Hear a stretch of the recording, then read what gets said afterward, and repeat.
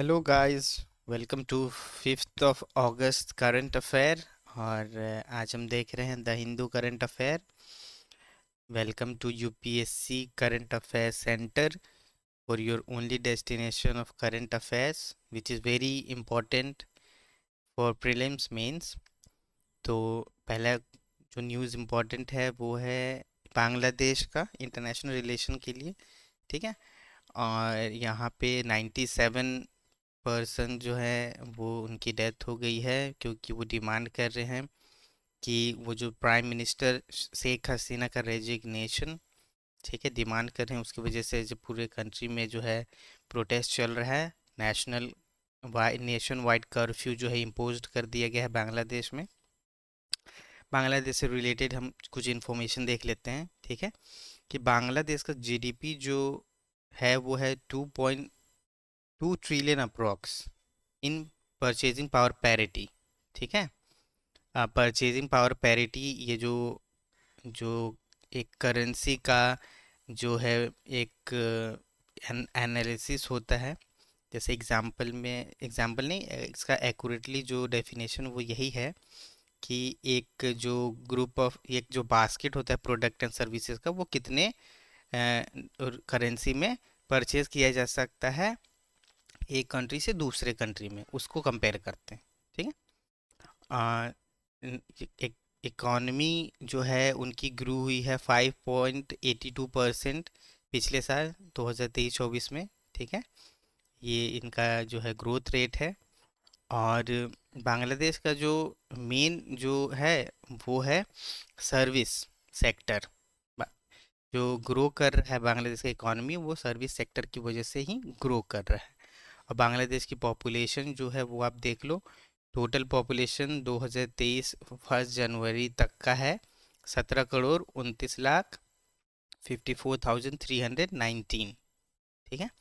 तो और जो इन्फ्लेशन चल रहा है, ठीक है, अ, वो 8.4 का चल रहा है बांग्लादेश में।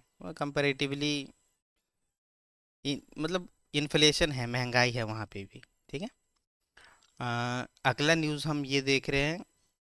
ये हम देख रहे हैं कि जो इन्फ्लेशन इंडिया में है, ठीक है, वो उसका इफेक्ट ये इंडेक्स ऑफ 8 कोर इंडस्ट्रीज में क्या है। ठीक है, ये बता रहे हैं कि फूड से ज़्यादा, आपको पता है फूड तो एक्सपेंसिव है ही। अब वेजिटेबल ले लो या होलसेल प्रोडक्ट्स ले लो, जो भी है एक्सपेंसिव हुआ है। लेकिन इसका इफेक्ट जो है वो 8 कोर इंडस्ट्रीज पे भी हुआ है।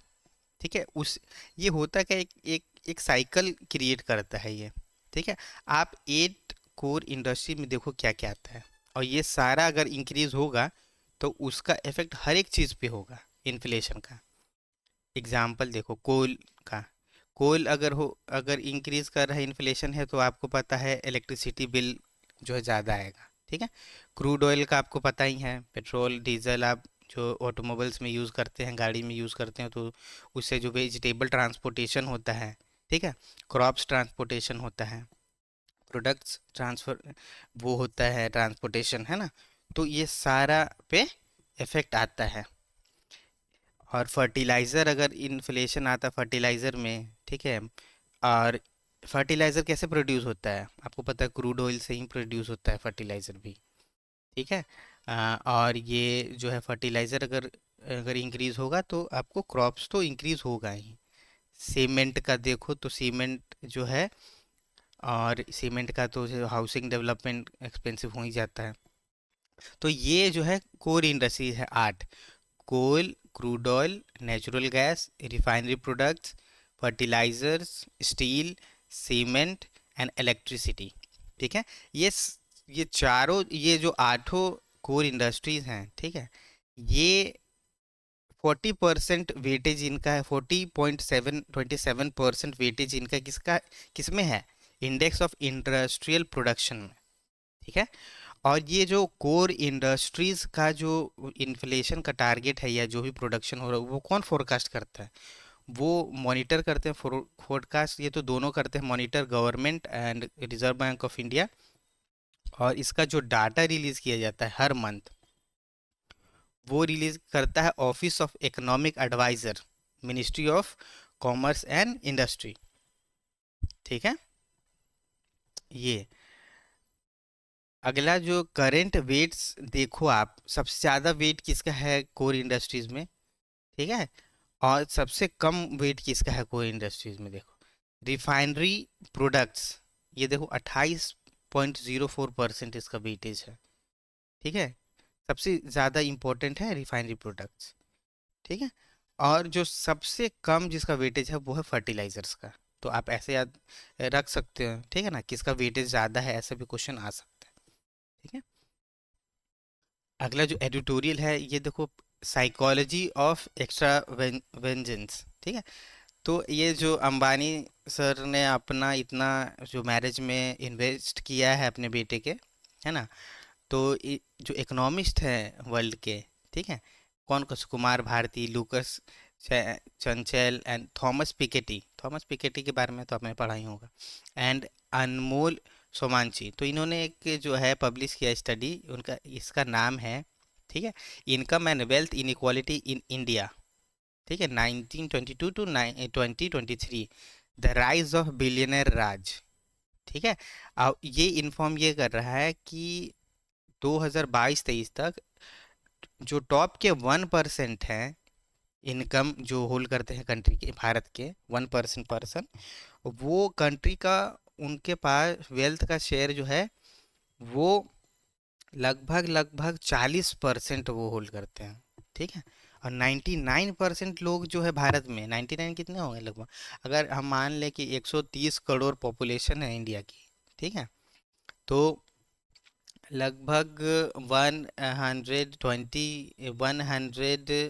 118 अप्रॉक्स 1817, हाँ 117 जो है वो कंट्री का 99% जो है, सॉरी कंट्री का 60% पे ही अपना वेल्थ है उनके पास। ठीक है, और इस जो एडिटोरियल में ये इन्होंने ये बोला है, जो लिख रहे हैं एडिटोरियल, एक्चुअली इन्होंने ये बोला है कि 90% ऑफ वेल्थ जो भारत में है, 90% वो अपर कास्ट जो है वो उनके पास है। ठीक है, उसके बाद जो है बैकवर्ड ओबीसी कितना कितना ओन करते हैं, 10%। ठीक है, और जो शेड्यूल कास्ट जो है वो में अगर 2.6% उनके पास वो जो है होल्ड करते हैं प्रॉपर्टी या जो भी एसेट कह लो आप। ठीक है, और अगला आप ये देखो कि एक ये रिपोर्ट है, the state of food security and nutrition in the world. ये ये कहता है कि इंडिया में 56.5% पीपल अच्छा खाना अफोर्ड नहीं कर सकते, हेल्दी डाइट नहीं करते। 56%, लगभग 60 करोड़ लोग हेल्दी डाइट नहीं नहीं कंज्यूम करते हैं, पैसे नहीं है तो कंज्यूम कहाँ से करेंगे। और ये जो रिपोर्ट है, the state of food and security and nutrition in the world, ये नीति आयोग जो है रिलीज करता है। अगला इन्होंने यही जस्टिफाई किया है कि ये जो बिलियनर, इतना बिलियनर राज है, इतना जो बिलियनर है वो अपने पैसे को अपना ही से मानते हैं, तो ये कितना तक सही है कितना सही नहीं है। ठीक है, ये ये बोलते हैं कि उनको, जैसे कि अब जो वेल्थ जो उन्होंने क्रिएट किया है उनको ये समझना चाहिए कि ये जो है उनका एज अ ट्रस्टी हैं वो वेल्थ के। ठीक है, क्योंकि कम्युनिटी से पैसा आया है तो उनको ना एज अ रिस्पॉन्सिबल जो है एक्सपेंड करना चाहिए।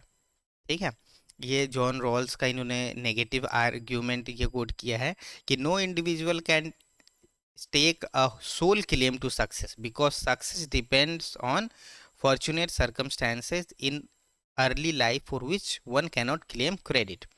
ठीक है, अच्छा वैसा ही है, इन्होंने ना टिरनी ऑफ मेरिट एक बुक जो है ये भी कोट किया है, टिरनी ऑफ मेरिट। अच्छा मेरिट होता क्या है, मेरिट क्या होता है?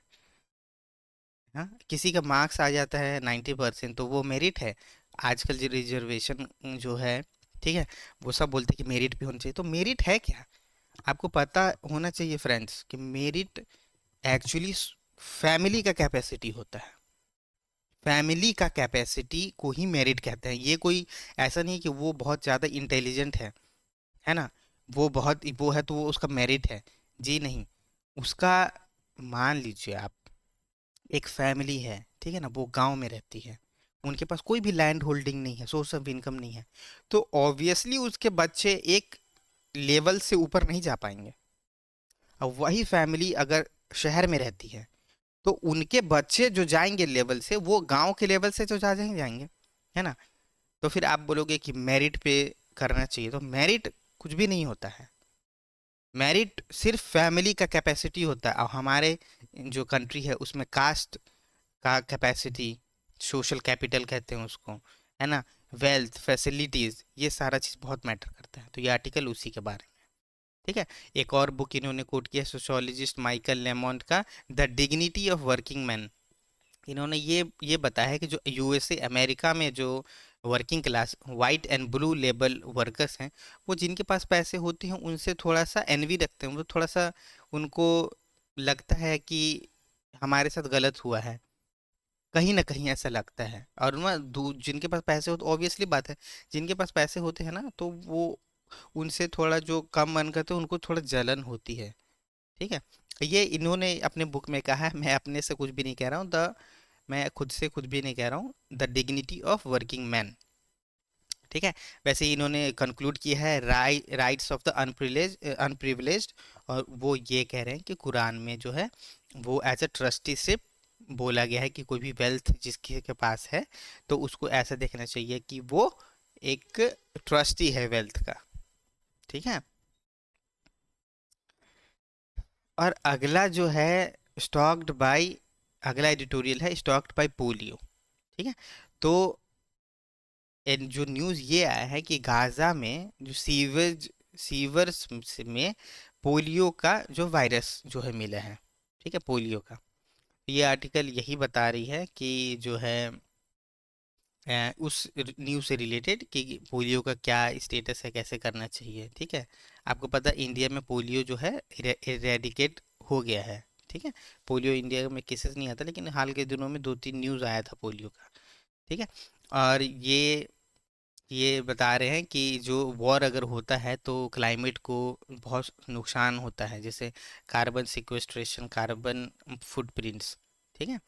तो ये ट्यूटोरियल में यही हम देखते हैं कि एक डेफिनेशन देख लेते हैं कि carbon sequestration technique, carbon sequestration और कार्बन फुटप्रिंट क्या होता है, जनरली आपको आइडिया रहने के लिए, ठीक है, कि carbon sequestration techniques are essential for mitigating climate change by capturing and storing carbon dioxide from the atmosphere.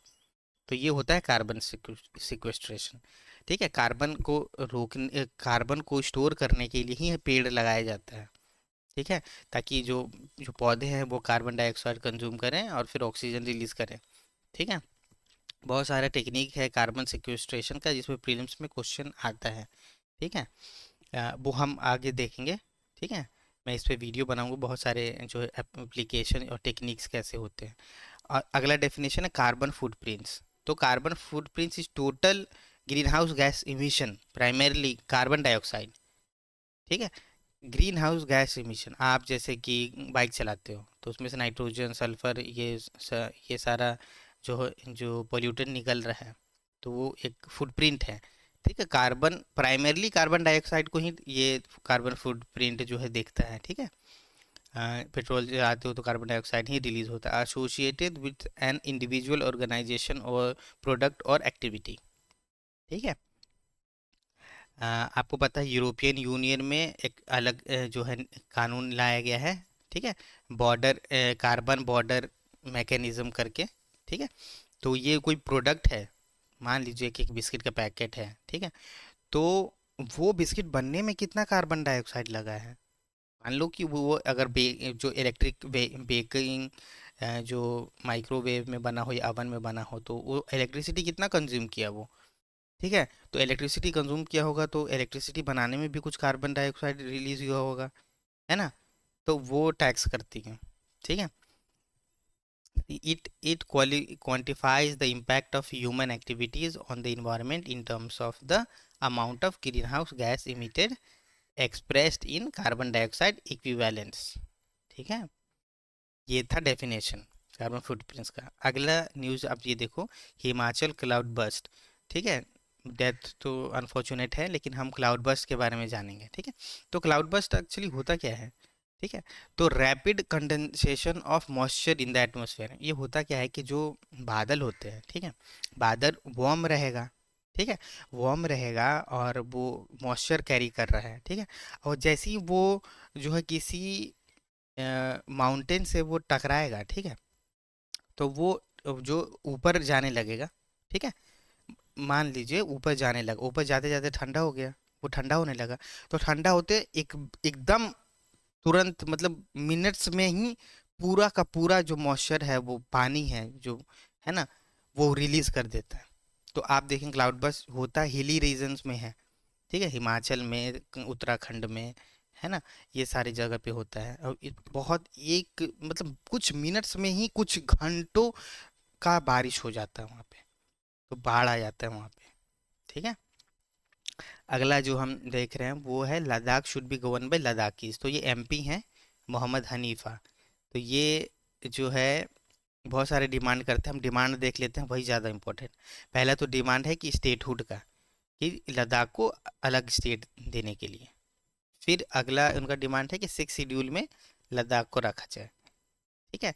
और फिर इनका डिमांड ये है कि 2 एमपी जो हैं वो लोकसभा में होने चाहिए, मोर रिप्रेजेंटेशन उनको चाहिए पार्लियामेंट में, 2 लोकसभा में सीट चाहिए और 1 राज्यसभा में सीट चाहिए, ठीक है। और ये चाहते हैं कि ये जो लद्दाखीज को है ना, वो ही लद्दाख का गवर्नमेंट जॉब मिलना चाहिए, ठीक है। और ये जो है इनकी डिमांड है। तो आप डिमांड जानो, उससे ज़्यादा कुछ जानने की ज़रूरत नहीं है, ठीक है। और ये इंडिपेंडेंट है, ये वहाँ से बीजेपी या एमपी थे तो वो हार चुके थे, ये इंडिपेंडेंट जीते थे वहाँ से, ठीक है। अगला देखो, मनरेगा states fall behind in paying unemployment aid, ठीक है। Only 90,000 crore release in 2023-24 as allowance for workers, ठीक है। तो पिछले साल की बात थी, ठीक है। अब देखो, आपके लिए जानना क्या ज़रूरी है कि अलाउंस का पैसा कितना है, ठीक है। अलाउंस का पैसा कितना मिलता है, देखो एवरेज जो ये मनरेगा का इनकम है, डेली वेज है, सॉरी, वो डेली वेज 278 रुपीज़ है। ये लेबर जो है, हर एक स्टेट का अपना अपना है, लेकिन एवरेज आप मानो 278 रुपीज़, कितना कम है, ठीक है। और जो अलाउंस मिलती है, अगर 30 दिन के जो 15 इन्होंने अगर जॉब मांगी, ठीक है, कि हमको काम चाहिए, ठीक है, और अगर 15 दिन के अंदर जॉब सरकार नहीं दे पाई इनको, तो इनको अनएम्प्लॉयमेंट भत्ता, अनएम्प्लॉयमेंट अलाउंस देना पड़ता है, ठीक है। तो अनएम्प्लॉयमेंट अलाउंस एक्चुअली होता कितना है, ठीक है। अनएम्प्लॉयमेंट अलाउंस जो होता है ना, वो देखो, वो होता है पहले फाइनेंशियल ईयर की स्टार्ट में, पहले 30 दिन के लिए, ठीक है ना, 25% ऑफ वेज रेट, वही 278 का 25% बता। चलो हम काम आपको नहीं दे पा रहे हैं, तो हम आपको इतना दे रहे हैं अलाउंस, ठीक है। और बाकी सालों, बाकी बाकी के 11 महीनों के लिए 50% है, मतलब 278 का इनको 50% वो जो वर्कर है उनको देना पड़ेगा, ठीक है। 15 दिन के अंदर नहीं दे पाए तो उनको देना पड़ेगा अलाउंस, ठीक है। तो उसमें बहुत कम ये जो अलॉटमेंट की गई है उसी के बारे में न्यूज़ था, ठीक है। अगला हम देखते हैं कि फॉरेन, अब जो है इज़राइल और ईरान का, जो हमास के जो लीडर थे उनका जो डेथ, जो को मार दिया गया था, ठीक है, ईरान में। तो ईरान इज़राइल का तो नेचुरल जो है दुश्मनी चलता है, ठीक है। तो आपको पता है हमास ऑपरेट कहाँ से करता है, हमास जो है सिया मिलिटेंट ग्रुप है, ठीक है, ये लेबनान से जो है ऑपरेट करता है, ठीक है। तो जो फॉरेन नेशनल को लेबनान, ये इजराइल बोल रही है कि फॉरेन नेशनल जितने भी हैं लेबनान छोड़ो, छोड़ के जाओ, ठीक है। क्यों? क्योंकि हो वहाँ पे हो सकता है कि वो कोई एक्शन ले, क्योंकि 30 जो है प्रोपेलर, ये जो जो प्रोजेक्टाइल्स हैं, ये जो प्रोजेक्टाइल देख रहे हो मिसाइल की तरह होते हैं, वो हमास से वो सॉरी लेबनान से रिलीज किए गए थे, ठीक है, इसराइल में हमले के लिए।